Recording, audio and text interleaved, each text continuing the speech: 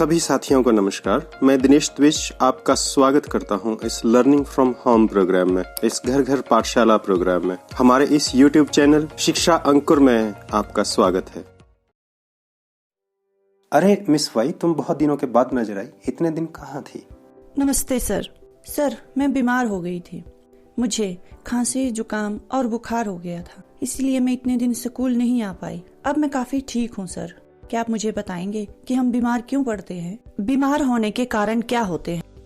सबसे पहले तो मैं तुम्हारे अच्छे स्वास्थ्य की कामना करता हूँ बेटा, कि तुम शीघ्र स्वस्थ हो जाओ। और साथ ही मैं यह कामना भी करता हूँ कि यह हमारा पूरा समाज भी बीमारी से मुक्त हो जाए। पर क्या तुम्हें पता है मिस वाई, स्वास्थ्य एक बहुत बड़ा शब्द है। चलो आज के इस वीडियो में हम पहले ये समझें कि स्वास्थ्य क्या है, और इस शब्द का भी अर्थ जानने से पहले अपने शरीर के बारे में थोड़ी सी जानकारी, थोड़ी सी बातें समझ लें, क्योंकि स्वास्थ्य शरीर से जुड़ा है। तो आओ पहले अपने शरीर के बारे में बात कर लेते हैं। एक मशीन बहुत सारे पार्ट्स से मिलकर बनी होती है। उदाहरण के लिए हम बाइक की बात कर लेते हैं।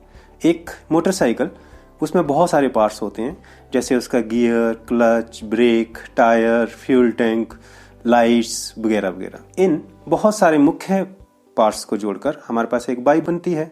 और एक बाइक का बड़ा पार्ट भी बहुत छोटे छोटे पार्ट्स से मिलके बना होता है। अब जैसे हम उदाहरण ले लेते हैं टायर का। अब एक टायर को बनाने में रबर का इस्तेमाल भी होता है, उसको बनाने के लिए लोहा भी लगता है। और तुम्हें पता तो है ही कि जब हम टायर को बाइक में लगाते हैं तो उसे लगाने के लिए हमें नट बोल्ट की जरूरत भी पड़ती है। तो इस तरह के बहुत से छोटे छोटे पार्ट्स मिलाकर एक बड़ा पार्ट्स बनाते हैं, और बहुत सारे बड़े पार्ट्स मिलाकर पूरी बाइक बना देते हैं।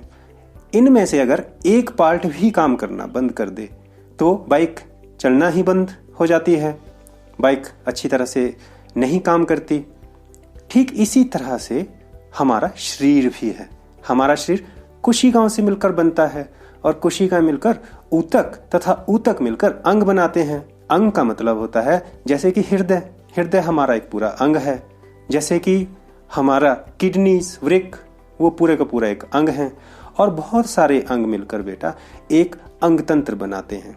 जैसे पाचन तंत्र, इस पाचन तंत्र में बहुत सारे अंग होते हैं। तंत्रिका तंत्र, पेशीय तंत्र इत्यादि, इस तरह के 9 तंत्रों से मिलके, अंग तंत्रों से मिलके हमारा पूरा शरीर बनता है।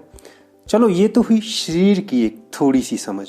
ये समझ हमें स्वास्थ्य, बीमारी आदि को समझने में बहुत सहायता करेगी। अब सबसे पहले हम बात कर लेते हैं स्वास्थ्य क्या है, स्वास्थ्य की परिभाषा क्या है, अच्छा स्वास्थ्य होने का मतलब क्या है। सर, मैं तो बिल्कुल स्वस्थ हूं क्योंकि मेरे शरीर में तो कोई रोग नहीं है।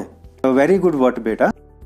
आम धारणा तो अब तक यह है कि अगर शरीर में कोई रोग ना हो तो हम स्वस्थ हैं। परंतु बेटा विज्ञान की परिभाषा स्वास्थ्य की कुछ और है। चलो हम इसका विज्ञान की परिभाषा समझ लें। WHO तुम्हें पता है क्या होता है? W से बनता है वर्ल्ड, H से बनता है हेल्थ, और O से बनता है ऑर्गेनाइजेशन। वर्ल्ड हेल्थ ऑर्गेनाइजेशन के अनुसार स्वास्थ्य वो अवस्था है जिसके अंतर्गत शारीरिक, मानसिक तथा सामाजिक कार्य समुचित क्षमता द्वारा उचित प्रकार से किया जा सके। एक बार मैं फिर रिपीट कर रहा हूं कि WHO के अनुसार स्वास्थ्य वो अवस्था है जिसके अंतर्गत शारीरिक, मानसिक तथा सामाजिक कार्य समुचित क्षमता द्वारा उचित प्रकार से किया जा सके। चलो सबसे पहले इस परिभाषा का मतलब समझें। एक व्यक्ति स्वस्थ कब होता है? इस परिभाषा के अनुसार व्यक्ति स्वस्थ तब होता है जब नंबर 1 वो शारीरिक रूप से स्वस्थ हो, उसके शरीर में कोई रोग ना हो, तथा उसके सारे अंग तथा अंग तंत्र जिनकी हमने बात की है वो सारे अच्छे से काम करें। नंबर 2, व्यक्ति मानसिक रूप से भी स्वस्थ होना चाहिए, मतलब उसमें कोई मानसिक विकार ना हो, जैसे डिप्रेशन, जिसे अवसाद भी कहते हैं, अत्यधिक गुस्सा आना, अत्यधिक डर, मानसिक परेशानी, इस तरह के विकारों से ग्रसित ना हो तो हम कहेंगे कि वो व्यक्ति मानसिक रूप से स्वस्थ है। अब नंबर 3 पे बात करते हैं कि व्यक्ति सामाजिक रूप से भी स्वस्थ होना चाहिए। यानी ऐसा ना हो कि वो अकेला रहता हो, समाज में घुलता मिलता ना हो, ऐसे कार्य करता हो जो समाज के लिए अहितकारी हों। ऐसे व्यक्ति को हम सामाजिक रूप से स्वस्थ नहीं कहेंगे। तो ये बात तो तुम्हें समझ में आ ही गई होगी बेटा कि एक व्यक्ति को हम तभी स्वस्थ कहेंगे जब वो शारीरिक, मानसिक तथा सामाजिक रूप से स्वस्थ हो। चलो अब एक बहुत महत्वपूर्ण विषय को समझते हैं, जो है व्यक्तिगत तथा सामुदायिक समस्याएं दोनों स्वास्थ्य को प्रभावित करती हैं। अगर हम खुद को तथा अपने समाज को देखें तो हमें बहुत सारी समस्याएं दिखाई देती हैं, जिन्हें हम दो समूहों में बांट सकते हैं। नंबर 1 व्यक्तिगत समस्याएं और नंबर 2 सामुदायिक समस्याएं। चलो पहले व्यक्तिगत समस्याओं की बात कर लेते हैं।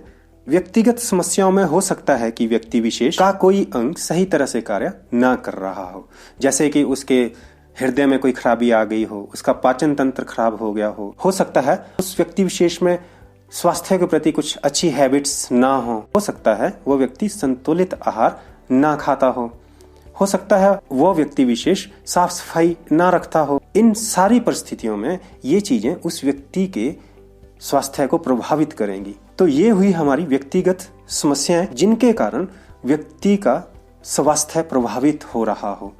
अब चलो अगली बात कर लेते हैं सामुदायिक समस्याओं की, जो हमारे स्वास्थ्य को प्रभावित करती हैं। सामुदायिक समस्याओं में हो सकता है कि जिस गांव या शहर में आप रहते हैं वहां चारों ओर कूड़ा करकट के ढेर लगे हों, वहां नदी नालों में गंदगी बह रही हो आदि ऐसी कई समस्याएं हैं जो व्यक्ति के स्तर की ना होकर समाज के स्तर की हो। गांव शहर में साफ सफाई रखना वहां के नागरिकों के साथ साथ वहां की गवर्नमेंट का कार्य भी है, जो म्युनिसिपल कमेटीज वगैरह बनी होती हैं। तो ऐसी स्थिति में ये सामाजिक समस्याएं सीधे सीधे व्यक्ति को प्रभावित करती हैं। कोरोना का उदाहरण ले लेते हैं। अगर हमारे समाज के ज्यादातर व्यक्ति कोरोना से ग्रसित हो जाएं तो हम भी कब तक बचे रहेंगे?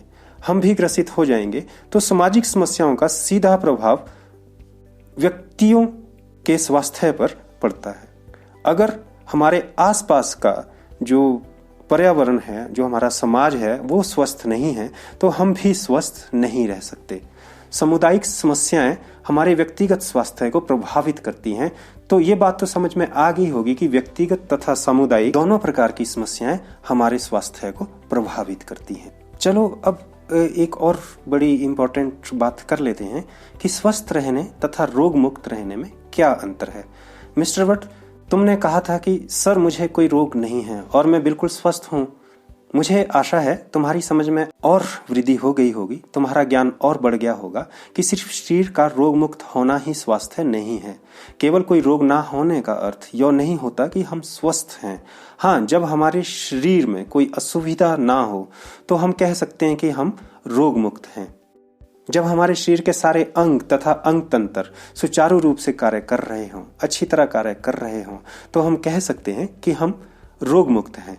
पर हम अपने आप को स्वस्थ तभी कह पाएंगे अगर हम शारीरिक रूप से स्वस्थ हों, मानसिक रूप से स्वस्थ हों और सामाजिक रूप से भी स्वस्थ हों।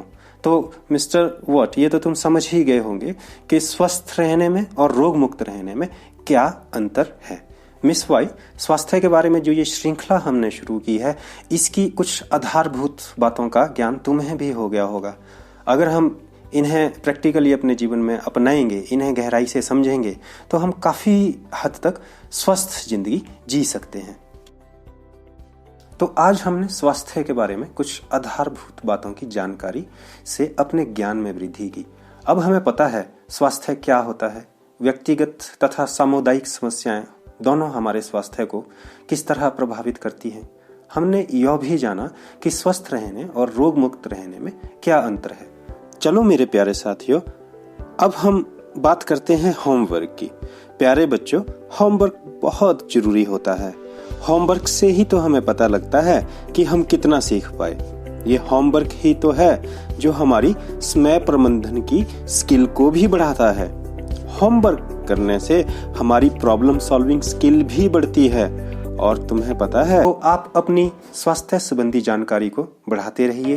प्यारे साथियों, मुझे उम्मीद है कि बाकी हजारों साथियों की तरह आपको भी इस शिक्षा अंकुर चैनल के द्वारा दी गई जानकारी अच्छी लगी होगी। अगर आपको मेरा प्रयास पसंद आया हो तो जरूर सब्सक्राइब करें इस शिक्षा अंकुर चैनल को। और हाँ, बेल आइकन प्रेस करना ना भूलें ताकि नई नई नोटिफिकेशन आपको मिलती रहे। धन्यवाद।